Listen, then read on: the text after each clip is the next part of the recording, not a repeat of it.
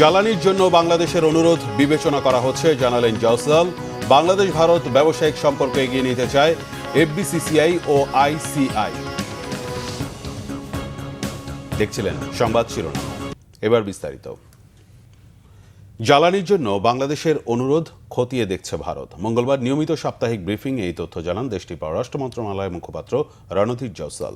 তিনি বলেন, পারস্পরিক স্বার্থের ভিত্তিতে বাংলাদেশের সঙ্গে ভারত ইতিবাচক, গঠনমূলক ও ভবিষ্যৎমুখী সম্পর্ক চায়। তাই বাংলাদেশের অতিরিক্ত জ্বালানি চাহিদা পূরণের আবেদনও ভারত খতিয়ে দেখছে। বলেন, ভারতের সক্ষমতা ও প্রয়োজনীয়তা বিবেচনায় রেখে বিষয়টি যাচাই বাছাই করা হচ্ছে। তবে বাংলাদেশের সঙ্গে স্বাভাবিক জ্বালানি সহযোগিতা অব্যাহত আছে বলে জানান রণধীর জওসাল। বাংলাদেশের প্রধানমন্ত্রী তারেক রহমানের সম্ভাব্য ভারত সফর সংক্রান্ত এক প্রশ্নের জবাবে মুখপাত্র জানান, বাংলাদেশের প্রধানমন্ত্রীকে ভারত সফরের আন্তরিক আমন্ত্রণ জানিয়েছে দিল্লি, তবে এ বিষয়ে নতুন কোনো তথ্য নেই। রাজনীতিকে বাইরে রেখে বাংলাদেশ ভারতের ব্যবসায়িক সম্পর্ককে এগিয়ে নিতে চায় ভারতের ব্যবসায়ীদের সংগঠন confederation of Indian industry, CII. দুই দেশের বাণিজ্যে গতি আনতে প্রযুক্তি ও অবকাঠামো সহ দুই দেশের ব্যবসায়ীদের নিয়ে দুটি টাস্কফোর্স গঠনের প্রস্তাবও দিয়েছে সংগঠনটি। রাজধানীর মতিঝিলে এফবিসিসিআই কার্যালয়ে দুই দেশের ব্যবসায়ী প্রতিনিধিদের মধ্যে বৈঠক শেষে যৌথ সংবাদ সম্মেলনে এ তথ্য জানানো হয়। সিআইআই প্রতিনিধিরা জানান, স্বাস্থ্য, প্রযুক্তি, এআই ও সৌরশক্তি সহ 8টি খাতে বাংলাদেশে ব্যবসা সম্প্রসারণে আগ্রহী তারা। বলেন, গতানুগতিক ব্যবসায়িক ধারণা থেকে বের হতে হবে, তবে সবার আগে দুই দেশের ব্যবসায়ীদের মধ্যে পারস্পরিক যোগাযোগ বৃদ্ধি জরুরি।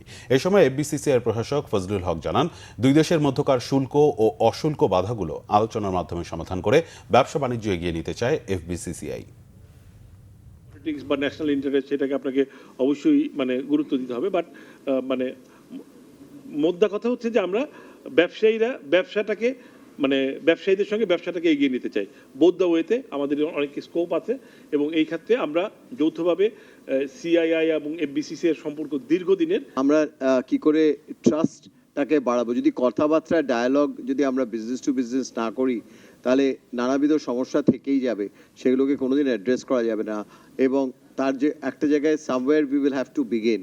আর অবভিয়াসলি আমাদের ইন্টারেস্ট আছে এখানে বিজনেস করার এবং বাংলাদেশের সাথে বিজনেস করার। স্বাস্থ্য খাতকে ঢেলে সাজানো ও চিকিৎসা সেবা সাধারণ মানুষের দোরগোড়ায় পৌঁছে দেওয়ার প্রতিশ্রুতি পূরণে কাজ করছে বর্তমান সরকার। চিকিৎসা সেবার মানোন্নয়ন, প্রাতিষ্ঠানিক শৃঙ্খলা নিশ্চিত ও দুর্নীতি কমাতে সুনির্দিষ্ট পরিকল্পনা রয়েছে স্বাস্থ্য মন্ত্রণালয়ের। বাংলাভিশনকে দেওয়া সাক্ষাৎকারে এসব তথ্য জানান স্বাস্থ্যমন্ত্রী সর্দার সাখাওয়াত হোসেন। জানান, দ্রুত সময়ের মধ্যে 5,000 চিকিৎসক নিয়োগের প্রক্রিয়া চলছে। রিপোর্ট রিশান নাসরুল্লাহর। দেশের স্বাস্থ্য খাতের বেহাল দশার চিত্র দৃশ্যপটে আসে করোনা মহামারীর সময়। এরপর পতিত আওয়ামী লীগ সরকার কয়েকটি অবকাঠামো তৈরি করলেও সেবার মান বৃদ্ধির পরিবর্তে হয়েছে অর্থ লুটপাট। সরকার গঠনের পর ভঙ্গুর স্বাস্থ্য খাতকে সেবা খাতে পরিণত করতে বেশ কিছু কর্মসূচি হাতে নেয় বিএনপি সরকার। পরিকল্পনায় অগ্রাধিকার দেওয়া হয়েছে সুশাসন নিশ্চিত, গ্রামীণ স্বাস্থ্যসেবা সম্প্রসারণ ও খরচ কমানোকে। হামের সংক্রমণ নিয়ন্ত্রণে কাজ চলছে বলেও জানান স্বাস্থ্যমন্ত্রী। নন কমিউনিকেটিভ ডিজিজের চিকিৎসা সেবাটা মানুষের কাছে পৌঁছে দেওয়ার জন্য, উপজেলা লেভেল পর্যন্ত নেওয়ার জন্য কার্যক্রম গ্রহণ করেছি। দুর্নীতি বন্ধের লক্ষ্যে আমরা বদলিগুলিতে অটোমেশনে চলে যাচ্ছি, যাতে কেউ তদবির না করতে পারে। আমরা পুরোপুরি হামকে দূর করতে পারিনি, এটা মেনে নেব, এই দায়। বাট এটুকু অন্তত আত্মসন্তুষ্টি আছে, যেটাকে একটা পর্যায়ে আমরা আটকে রাখতে সক্ষম হয়েছি। আমরা এখন যে টিকাগুলি দিয়ে যাচ্ছি, আরও যদি 1 মাস কন্টিনিউ করি, we can cover up the new target, এবং সেই ক্ষেত্রে অ্যান্টিবডিটা ক্রিয়েট হওয়ার পরে আশা করি হামটা কমে আসবে। পর্যাপ্ত চিকিৎসক, নার্স ও কারিগরি জনশক্তি না থাকাকে পরিকল্পনা বাস্তবায়নের ক্ষেত্রে প্রধান অন্তরায় বলে স্বাস্থ্যমন্ত্রী উল্লেখ করেন। দাবি করেন, ওষুধের দাম নির্ধারণে ফার্মাসিউটিক্যালস মালিকদের সুবিধা দেওয়ার বিষয়টি সঠিক নয়। ইন্টারমিডিয়ারি প্রোডাক্টস, যেটা র মেটেরিয়ালস বলি আমরা, ওষুধের 52টা আইটেমে আমরা ট্যাক্স কমাই দিছি। এরকম ওষুধ খাতে ওষুধকে সহজলভ্য করার জন্য এবং সস্তায় পাওয়ার জন্য আমরা ওষুধের দাম কমানোর লক্ষ্যে অনেকগুলি র মেটেরিয়ালসের দাম বাজেটে আমরা কমাই দিয়েছি। যন্ত্রপাতির দাম কমাই দিয়েছি। বিশেষ করে কিডনি ডায়ালিসিসের দাম আগের চেয়ে মিনিমাম 800 টাকা কমে গিয়েছে। আমরা নতুনভাবে এসেনশিয়াল ড্রাগস নির্ধারণ করব এবং ওষুধের মূল্য, এসেনশিয়াল মেডিসিনগুলিতে ওষুধের মূল্য এই মুহূর্তে কোনো বৃদ্ধি করা হবে না। বাকি ওষুধের দামগুলো আমরা মিটিংয়ে বসে খুব সহনীয় পর্যায়ে হয়তোবা বৃদ্ধি বিবেচনা করা হতে পারে। আমরা 5,000 ডাক্তার নিয়োগ করতে যাচ্ছি। আমরা এই বছরই 41,390 জন যার মধ্যে 80% হবে মহিলা আমরা নিয়োগ করতে যাচ্ছি। এছাড়া আরও 15,000 শূন্য পদে আমরা নিয়োগ করতে যাচ্ছি। আরও 2,500 গতকালের মিটিংয়ে আরও 2,500 নার্স, 2,500 টেকনিশিয়ান নিয়োগ করতে যাচ্ছি। স্বাস্থ্যসেবা দিতে না পারলে সংশ্লিষ্ট প্রতিষ্ঠানগুলোর বিরুদ্ধে কঠোর অবস্থান থাকবে সরকারের। স্বাস্থ্যমন্ত্রী জানান, যত্রতত্র গড়ে ওঠা হাসপাতাল, ক্লিনিক ও ডায়াগনস্টিক প্রতিষ্ঠানের মান উন্নয়ন না হলে সেগুলো বন্ধের পথে হাঁটবে সরকার। রিশান নাসরুল্লাহ, বাংলাভিশন, ঢাকা। পদ্মার ভাঙন ঠেকাতে শরীয়তপুরের জাজিরায় চলছে 1,202 কোটি টাকার তীর রক্ষা প্রকল্প, অথচ কাজ শেষ হওয়ার আগেই কয়েক স্থানে দেখা দিয়েছে ভাঙন।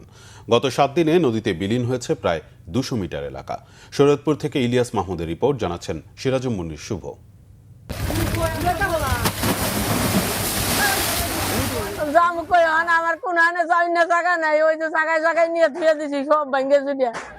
একদিকে পদ্মার প্রবল স্রোত, অন্যদিকে চোখের সামনে ভিটেমাটি হারানোর আতঙ্ক।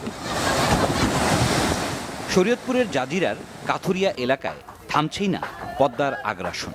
গত এক সপ্তাহে নির্মাণাধীন তীর রক্ষা প্রকল্পের প্রায় 200 মিটার অংশ নদীতে বিলীন হয়েছে। ভাঙনের মুখে বাড়িঘর সরিয়ে নিতে বাধ্য হয়েছে 25টি পরিবার। ঝুঁকিতে রয়েছে আরও প্রায় 300 বসতভিটা। শুধু ভিটে মাটি নয়, ভাঙনের কবলে পড়েছে যোগাযোগ ও বিদ্যুৎ ব্যবস্থাও। নদীগর্ভে বিলীন হয়েছে কাথুরিয়া মাঝিরঘাট সড়কের প্রায় 50 মিটার অংশ। ভাঙন ঠেকাতে জিও ব্যাগ ফেলছে পানি উন্নয়ন বোর্ড, তবে স্থানীয়দের অভিযোগ জিও ব্যাগের পরিমাণ অপ্রতুল। দ্রুত স্থায়ী তীর রক্ষা বাঁধের নির্মাণ কাজ শেষ করার দাবি তাদের। 8টা বাজে উঠতে আমরা দেখি যে ওই সাইডেতে ঘর ফাটন দিয়া এক ঘর গেছে গা, এক ঘরের অর্ধেক গেছে গা, কিছু মধ্যে অল্প কতটুকু আছে। এই যে জায়গাগুলি দেখেন নদী, এখন এই প্রত্যেকটা জায়গায় বাড়িঘর ছিল। আজ প্রায় বিগত 5-7 বছর যাবৎ ভাঙতে মানুষের ফসলি জমি সব নিয়ে গেছে। আজ ভাঙে, কাল ভাঙে, এরম ভাঙে, এই যে ঘর দুয়ার ভাঙতেছে। একটা জায়গা জমি ভাঙে গেলে এরা থাকার কোনো অবস্থা আছে? এখানে বেড়িবাঁধে কাজ চলতেছিল, তার ভেতরে এই নদী ভাঙন। এদিকে নাওডোবা মাঝিরঘাট থেকে জাজিরার পাথালিয়াকান্দি পর্যন্ত অংশে 1,202 কোটি টাকা ব্যয়ে চলছে পদ্মার ডান তীর রক্ষা প্রকল্প। 2024 সালের মার্চে শুরু হওয়া কাজ হয়েছে 55%। প্রকল্পের মেয়াদ 2027 সালের জুন পর্যন্ত। এর মধ্যেই কাজ শেষ করার প্রত্যাশা জানিয়েছেন সংশ্লিষ্টরা। জায়গাটা আমাদের কাছে ঝুঁকি মুক্ত বলে মনে হয়েছে এবং এখানে দেখা যাচ্ছে স্রোতটাও যথেষ্ট দূরে আছে। এই মুহূর্তে কেন এই ভাঙনটা হয়েছে আমরা এখন ইনভেস্টিগেট করতেছি। 1,000 কোটি টাকার এই প্রকল্পের কাজ চলছে 3 বছরেরও বেশি সময় ধরে, কিন্তু প্রকল্পের আওতাভুক্ত এলাকায় যখন নদীতে বিলীন হচ্ছে, তখন প্রশ্ন উঠছে নদীর ভাঙন ঠেকাতে প্রকল্পটি কতটা কার্যকর তা নিয়ে। সিরাজুম মুনির শুভ, বাংলাভিশন, নিউজ ডেস্ক।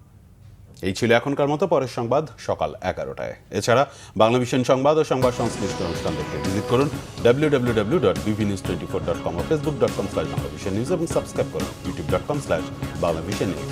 ধন্যবাদ।